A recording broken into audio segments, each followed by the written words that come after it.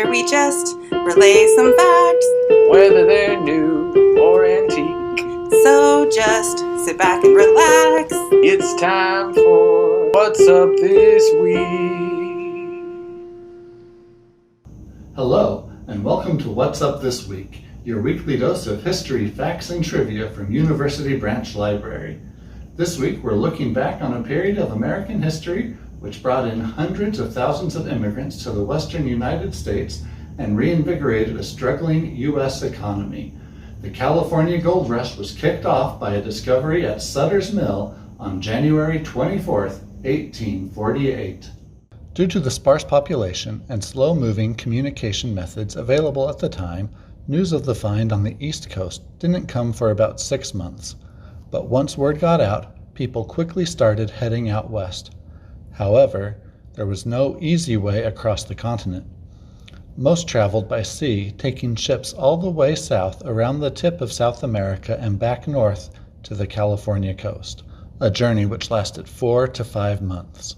To save time, some would sail to Panama, then get off and spend a week traversing the jungle with canoes and mules before reboarding on a ship on the west coast to take them the rest of the way. San Francisco, the main port in California, saw its population explode from just over 1,000 people in 1848 to 25,000 in 1850. Some gold seekers, especially the early ones, made a significant amount of money, but on average about half the gold seekers made a modest profit, taking all expenses into account. However, the merchants who sold the supplies tended to fare far better.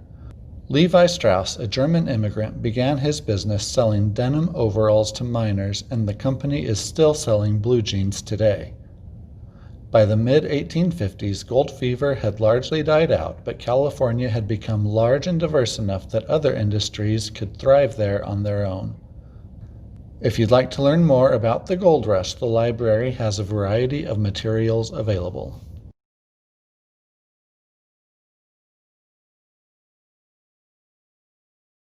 That's what I've got. What do you have for us this week, James? Hello, Daniel, and hello to you all out there. This week marks the birthday of one of the most famous people, ever, Oprah Winfrey. She was actually born Orpah Gail Winfrey on January 29th, 1954 in central Mississippi. That's Orpah spelled O-R-P-A-H. Years later, she moved to Nashville, Tennessee to reside with her father. While attending Tennessee State University, Winfrey became the anchorwoman of a local TV news broadcast at just 19 years old. In 1984, Winfrey became the host of AM Chicago, which gained popularity and was retitled The Oprah Winfrey Show in 1985. It became nationally syndicated the following year. Throughout its 25-season run, this dynamic talk show regularly received high television ratings. It featured many folks from all walks of life and addressed addiction, abuse, the pitfalls of fame, and discrimination, along with several other subjects. It also featured 2 major segments, Oprah's Book Club and Oprah's Favorite Things. The former involved the choosing of one book by Winfrey a month. It started with Jacqueline Michard's The Deep End of the Ocean in 1996. Such promotion of a title often helped increase book sales. The latter, Oprah's Favorite Things, also began in the show's later years. It was an almost annual segment in which host Winfrey would present her live audience with items she especially liked. These items ranged from a purse to a new vehicle. In addition to her hit talk show, in 2000, she co-founded the Oprah Winfrey magazine. In 2011, she launched Oprah Winfrey Network, or OWN. Aside from these achievements and being a major philanthropist, Oprah Winfrey has also written multiple books and acted in theatrical films, and television series.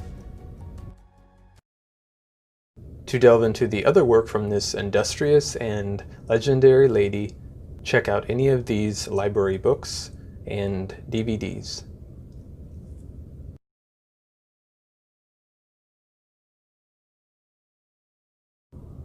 All right, Megan, what do you have for the folks this week? Hi everyone! This week's weird thing is that January 29th is National Puzzle Day. The point of this holiday is to celebrate puzzles and to recognize the many benefits of doing them. There are a variety of puzzles out there: jigsaw, crossword, Sudoku, word searches, and so many more. When we work on puzzles, we use both sides of our brain, and working on puzzles daily is scientifically proven to increase memory, cognitive function, and problem-solving skills. Did you know the first documented puzzles are riddles? Riddles are found in nearly every culture. The oldest on record are from Babylonian school texts. Here's a riddle for you to solve. I'll give you the answer at the end of the segment. I sit in a corner and travel around the world. What am I? Did you know jigsaw puzzles were invented around the year 1760 when a British cartographer mounted a map onto a piece of wood, then sawed around each country? He used the pieces to teach geography. As of the airing of this episode, the largest jigsaw puzzle ever made consists of 54,000 pieces and takes up 190 square feet when completed. It features an art gallery with visitors admiring famous artworks. Did you know Sudoku is a game of logic that requires no math or language skills, and it is not Japanese in origin? An American invented it in 1979 and called it Number Place. A Japanese publisher began printing the puzzles in 1986 and called it Sudoku. But the game did not become popular in the Western world until around the year 2004, when the Times of London started publishing them. It is said to be the biggest puzzle phenomenon since the Rubik's Cube, which became popular in the 1980s. You can observe National Puzzle Day by completing a puzzle with a friend, be it a jigsaw puzzle or something more exciting like an escape room, or you can take the time to complete a puzzle by yourself, a crossword, Sudoku, or anything else you like. While you can't check out a book of crosswords or Sudoku from the library, we do have some other types of puzzle books for all ages available for checkout. We also have a few books about puzzles, how they benefit us, and why we love them. Place your holds today. All right, are you ready for the answer to our riddle?